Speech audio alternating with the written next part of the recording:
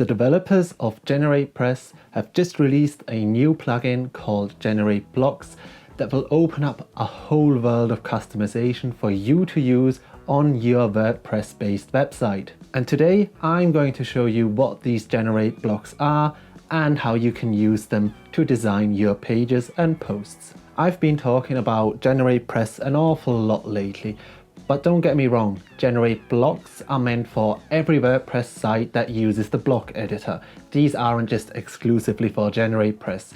Though when used with GeneratePress, they do offer a few more advanced features. And if you know me by now, you know that I'd recommend you use GeneratePress anyway. Because GenerateBlocks are built by the same team that built GeneratePress, you can rest assured that they will be fast, highly customizable and easy to use. Let's have a look at each one of these blocks, shall we? It's easiest to show you what these blocks can do by actually editing a page on one of my websites. And for this example, I'm going to be taking my personal website and I'm going to be using my projects page. Now the projects are just meant to show what I'm kind of into at the moment and also things I've done in the past. Once installed, GenerateBlocks will add 4 new blocks into your block editor. There's the container, the grid, the headline, and the buttons. To redesign my projects page, I'm going to be using every single one of these blocks. So that should give you a bit of an overview. Let's get started. This page was originally created using the sections editor built into GeneratePress. And it appears, to me at least, that these GenerateBlocks are actually the first step in moving away from the sections editor. So I better get this page up to standard. The first thing I'm going to do is to disable the sections. This will leave everything looking a bit odd, but luckily if we scroll down a bit, our text is still present, so copying that and later removing it won't be a problem. The first Generate block I'm going to be adding is a grid. This will present us with an array of varying columns and sizes. I'm going to start off with 3 columns. Into the first column, I'll add a container. Containers are useful if you want to add a colored background to a collection of blocks, and that is just what I'm going to do. This container will get a nice blue background. The next Generate block I'm going to add is a headline. Now you could say that this headline block is just a standard heading block built into WordPress, but on steroids. Just as with the heading block, you can add some text to it, but if you take a look at the right hand panel, you'll see there are many more options to be fiddled with. The most basic of which is the text transformation and the text weight. By enabling the advanced options, you could also change the font size, the line height, and so much more. But the first thing I have to do is change my font's color, and I can do that under colors. The paragraph that goes underneath the headline can just be copied from whatever the sections editor left over. I can now take a look at my page to judge whether the 3 columns are one too many or if everything fits nicely. And after looking at my page, I quickly realized that I had forgotten to disable the sidebar. Luckily, we can easily change that in the GeneratePress page layout options. And a second look makes it pretty obvious that 3 columns are one too many, but GenerateBlocks makes this an easy adjustment for us. All I have to do is to remove the superfluous column, and I can then set the 2 remaining columns to each use 50% of the width. And checking back into the page, I'm pretty happy that I decided to remove that extra column. This size is a lot more fitting. Next, I want to add a little icon to my headline, and luckily that is also something GenerateBlocks allows us to do. Under icon, you can either select one of the built-in icons or you can paste in your own HTML SVG code. As a final touch, I'm placing the icon above my text, not next to it. And if you're wondering where I found some of these icons, a good place to look for them is Google's material design website. Now, I did mention that the container allows us to add a background across multiple blocks. But wouldn't it be nice if you could also make that background a gradient? Well, luckily GenerateBlocks allows us to do that. The gradient can also be added in under colors.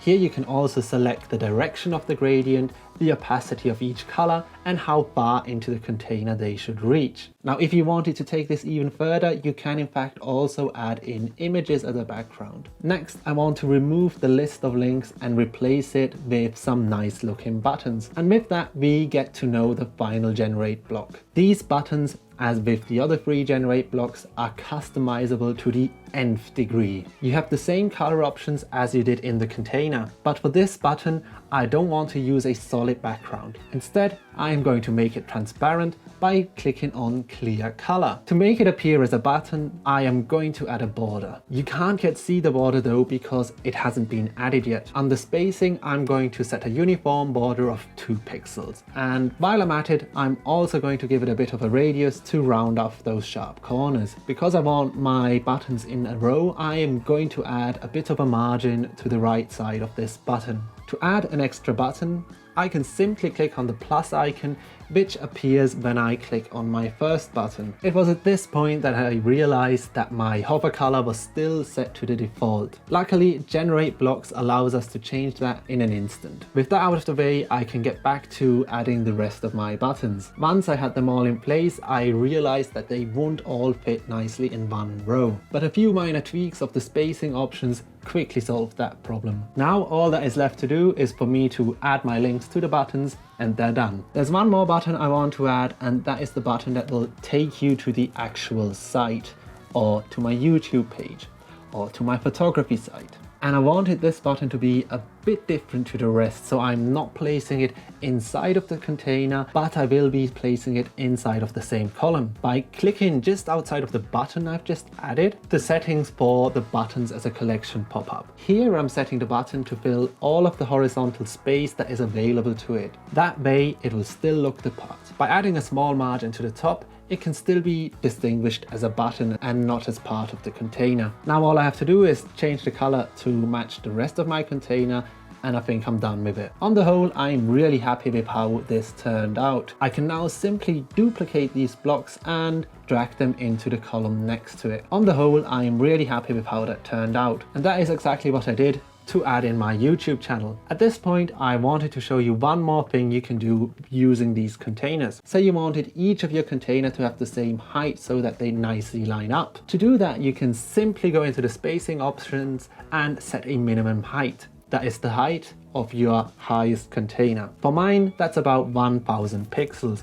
Now, if I set the container next to it also to a minimum of 1000 pixels high, the bottoms will nicely line up. And this is what I ended up with. Now, it might not be to your liking, but even then, I hope to have given you a bit of an overview over what you could do using these generate blocks. Here's another example I created. This one is once again a colored container that contains a headline, a bit of text, a video block that's just a standard WordPress block, and 2 buttons. All of this wouldn't have been possible without GenerateBlocks. The next one is from my food blog. It displays a condensed set of instructions for starting your own sourdough. This would have been a nightmare to accomplish using tables, but with GenerateBlocks, it wasn't a problem. And here in the About Us section, I've created 4 blocks that summarize what we do, each with its own little icon and button. Now, the good thing about using these blocks is that I could take any of these containers and make it reusable.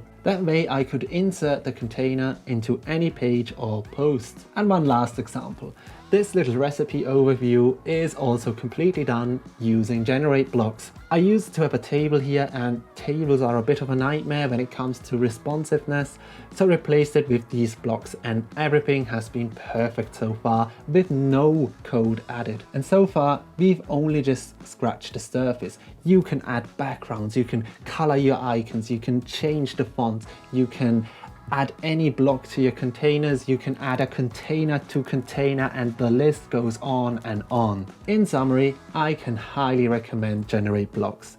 This collection of blocks will allow you to make your website look the way you want it to. And all of that without writing a single line of code. And as we'd expect from the GeneratePress developers, This plugin is fast, responsive and built to the highest standards. Now, you might still encounter a bug here or there because the plugin is relatively new, but in my experience it has been rock solid and has quickly turned into one of my default plugins I install on every single WordPress site. GenerateBlocks is still being developed and there will surely be more blocks added in the future. One of them might be a posts blog, because I've recently found out that sadly the development of WP show post, which I recommended in an earlier video, has gone stale, but I'm hoping it will be integrated into GenerateBlocks or maybe into its own updated plugin. That's it. I've said all I have to say. Go and install GenerateBlocks and have at it. That's enough from me for one day. I will see you in the next one. Bye.